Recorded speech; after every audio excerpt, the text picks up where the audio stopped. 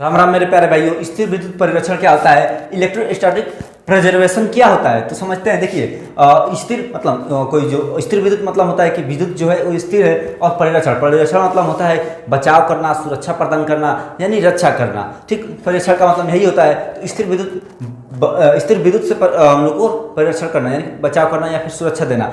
तो इसका प्रयोग क्या होता है और ये क्या होता है, तो इसका डेफिनेशन लिखने की आवश्यकता नहीं है। आप समझा रहे बोल रहे हैं, आप उसको समझिए। देखिए, आपको पता है कि जो खोखला गोला होता है, यानी कि मान लीजिए कि ये जो पाइप है ये हमारा एक खोखला गोला है। ठीक, इसके बीच में हमारा विद्युत क्षेत्र जीरो होगा, इसके बीच में हमारा विद्युत क्षेत्र नहीं होगा, क्योंकि इसके सतह पर यानी कि इसके पृष्ठ पर हमारा विद्युत आएगा और करंट इसके पृष्ठ पर ही रहेगा, इसके बीच में नहीं रहेगा। क्योंकि बीच में रहने लगे तो यानी कि हवा में रह रहा है, तो हवा में तो विद्युत नहीं रहता है ना, वो किसी चालक पर ही रहता है, तो इस चालक पर रहेगा, इसके ऊपरी सतह पर। और इसके अगर विद्युत क्षेत्र अगर होगा तो बाहर की ओर होगा, अंदर की ओर नहीं होगा, यानी कि अंदर की ओर विद्युत क्षेत्र हमारा जीरो होता है। समझ गए कि खोखले गोले के बीच में हमारा विद्युत क्षेत्र जो होता है वो शून्य होता है। तो इसका प्रयोग क्या होता है, यानी कि स्थिर विद्युत परिरक्षण का प्रयोग क्या होता है, तो इसका प्रयोग हम लोग इसलिए करते हैं क्योंकि कोई भी पदार्थ हमको सुरक्षा प्रदान करना हो, यानी कि परिरक्षण उसको देना हो, तो हम किसी खोखले गोले के बीच में हम लोग रख देते हैं, तो वो परिरक्षण हो जाता है। जैसा कि मान लीजिए अगर बिजली गिर रही है, तो हम अगर कार में बैठे रहेंगे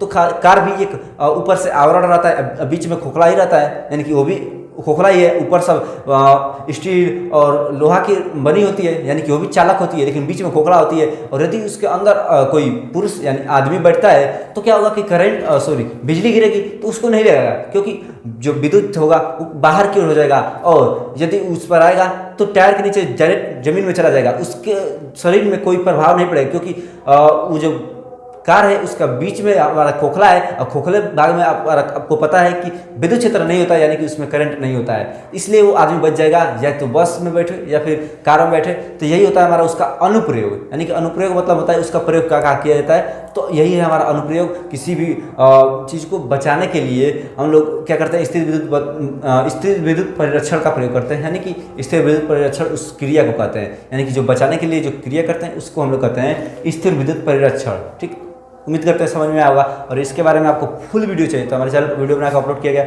2 से 3-4 मिनट का वीडियो है। आप हमारी स्टडी और इस टॉपिक का नाम सर्च करेंगे तो हमारा वीडियो आ जाएगा।